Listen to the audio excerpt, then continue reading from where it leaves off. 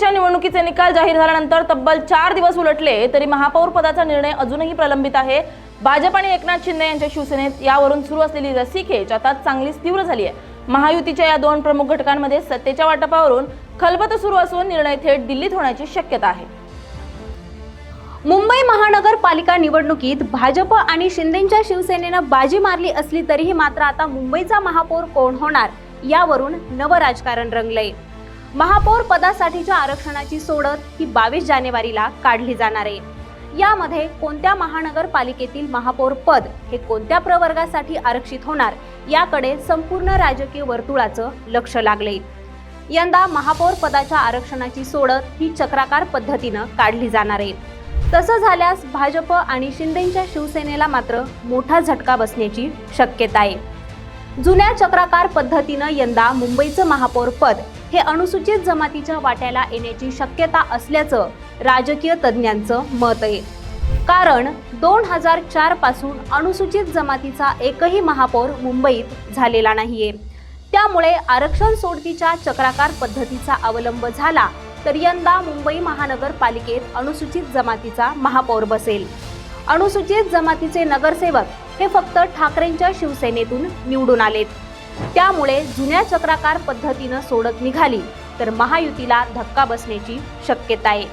आता हीच गोष्ट ओळखून उद्धव ठाकरेंनी देवाच्या मनात असेल तर आपला महापौर होईल असं वक्तव्य केल्याची चर्चा चांगलीच रंगली आहे।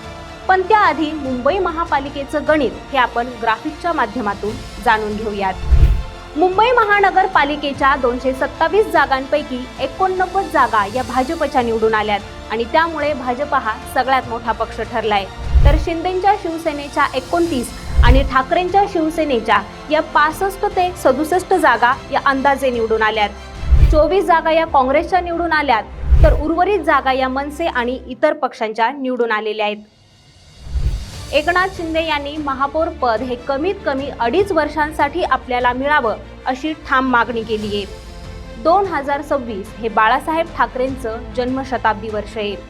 मुंबईचा महापौर शिवसेनेचा असावा हीच बाळासाहेबांना खरी आदरांजली ठरेल असं शिवसेनेच्या अनेक नेत्यांचं म्हणणं आहे। भाजपने मात्र हे पद सोडण्यास स्पष्टपणे नकार दिलाय। भाजपने सर्वाधिक जागा जिंकल्यात त्यामुळे रात्री उशिरा झालेल्या बैठकीत भाजपने शिंदेंच्या शिवसेनेला कोणतीही तडजोड होणार नाही असं ठामपणे सांगितलंय। मुंबई महापालिकेच्या निवडणुकीत सगळ्यात मोठा पक्ष ठरलेल्या भाजपने आता आपला महापौर बसवण्याचा मुहूर्त हा निश्चित केलाय। त्यानुसार येत्या 30 जानेवारीला मुंबई महापालिकेत भाजपचाच महापौर कारभाराची सूत्र हाती घेणार असल्याची माहिती ही खात्रीलायक सूत्रांनी दिली आहे। सध्या मुंबईच्या महापौर पदाच्या खुर्चीवर कोण बसणार हे दिल्लीच्या बैठकीनंतर स्पष्ट होईल।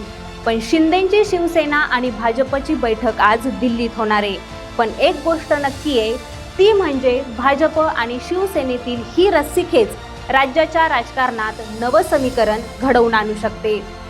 सुमेध साळवेसह ब्युरो रिपोर्ट, मुंबई।